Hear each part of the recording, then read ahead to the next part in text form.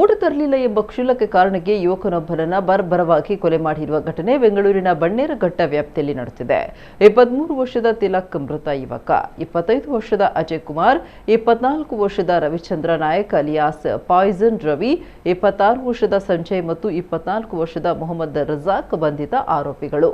30ಕ್ಕೂ ಹೆಚ್ಚು ಕ್ರಿಮಿನಲ್ ಪ್ರಕರಣದ ಆರೋಪಿಯಾಗಿದ್ದ ಅಜಯ್ ಪೊಲೀಸರಿಂದ ತಪ್ಪಿಸಿಕೊಳ್ಳಲು ಕಾಡು ಮತ್ತು ಗುಡ್ಡಗಾಡು ಪ್ರದೇಶಗಳಲ್ಲಿ ವಾಸಿಸ್ತಾ ಇದ್ದ. ಕೃತ್ಯ ನಡೆದ ದಿನ ತಿಲಕ್ಗೆ ಊಟ ತರಲು ಹೇಳಿದ್ದ. ಆದರೆ ತಿಲಕ್ ಪ್ರೇಯಸಿ ಭೇಟಿಗಾಗಿ ತೆರಳಿದ್ದು.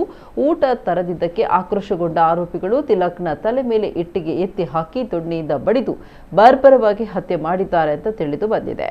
ಪ್ರಕರಣ ದಾಖಲಾದ ತಕ್ಷಣ ಬನ್ನೇರುಘಟ್ಟ ಪೊಲೀಸರು 2 ತಂಡಗಳನ್ನು ರಚಿಸಿ ತನಿಖೆ ನಡೆಸಿ ಕುಡಿದ ಮತ್ತಿನಲ್ಲಿ ಈ ಕೃತ್ಯ ಎಸಗಿದ್ದ 4 ಆರೋಪಿಗಳನ್ನು ಬಂಧಿಸಿದ್ದಾರೆ.